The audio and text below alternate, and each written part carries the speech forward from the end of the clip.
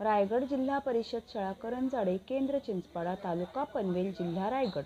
इयत्ता 4थी। विषय परिसर अभ्यास। उपक्रम परिसर भेट ठिकाण गवळीवाडा।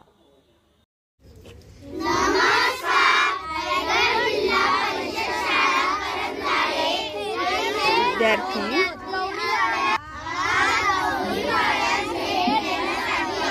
तुझं नाव काय आहे? माझं नाव कोमल साजन भरवाड आहे। आम्ही दूध त्याला पहिले खाऊ देतात, नंतर त्याला दूध काढतात, वासरू सोडतात, सोडल्यानंतर ते पाजते, नंतर ते दूध काढतात। शेण आम्ही एकत्र करतो आणि नुसतं ते गटारात टाकतो आणि नंतर जाळू मारून साफसफाई करतो। दीदी तुम्ही शेणखत कसे तयार करता? शेणखत एकत्र टाकून आम्ही सुकवून नंतर ते शेणखत तयार करतात। थँक्यू। तुमची गाय आजारी पडले तर तुम्ही काय करता? आमची गाय आजारी पडल्यावर डॉक्टरला बोलवून त्याला औषध देतो। थँक्यू। दीदी तुम्ही गाय म्हशींना काय खायला देता? आम्ही गाय म्हशींच्या हे येते थँक्यू। दीदी तुम्ही दुधाचा काय करता? आम्ही दुधाला विकते। दीदी तू दूध कसे विकते? आम्ही दूध 1 लिटरचा 80 रुपये घेते। दीदी तुम्ही गायला खायला कुठून आणता? आम्ही गायला खायला पनवेलतून आणतात। दीदी तुम्ही दूध कसे मापता? आम्ही जो माप आहे ते अर्धा लिटरचा मोजून तसं नेतो। तुम्ही दुधापासून कोणते पदार्थ बनवता? आम्ही काय तरी पदार्थ नाही बनवते, आम्ही खाली दूधच विकतो।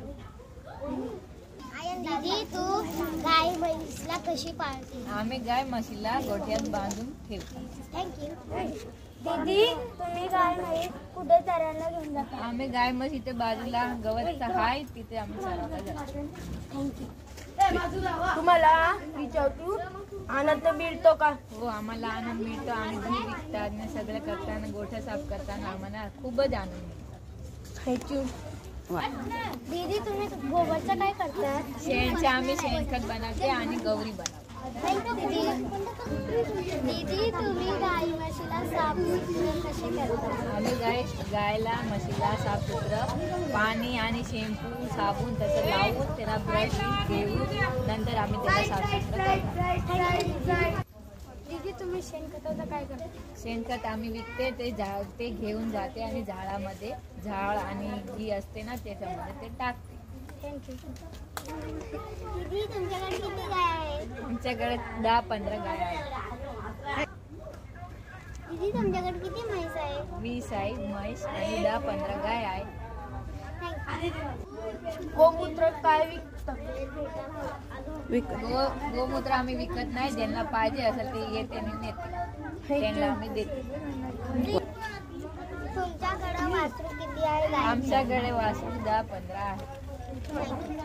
दीदी तुम्हाला सरकार म्हणून काय भेटते? आम्हाला काय सरकारकडून मिळत नाही।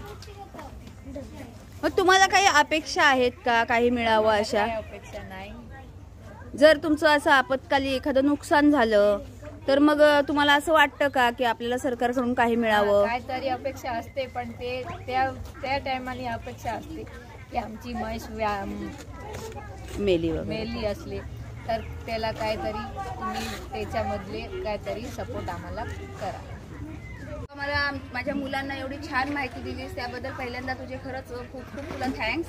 आणि आता तुम्ही हा व्यवसाय करता, मग याच्यामध्ये तुम्हाला बघा गाई म्हशींसाठी खर्च पण येतो ना, त्यांना चारा देणं, त्यांची स्वच्छता करणं, त्यांचं तबेला गोठा नीटनेटका ठेवणं, आणि तुम्हाला काय मिळतं तर फक्त शेण आणि दूध। मग या एवढ्या याच्यात तुम्हाला म्हणजे उदरनिर्वाहासाठी योग्य तो नफा मिळतो का याच्यामध्ये?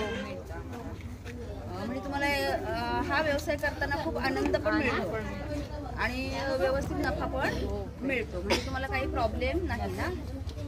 आणि तू खरंच माझ्या मुलांना एवढी छान माहिती दिलीस त्याबद्दल तुझे खूप खूप आभार। Thank you so much.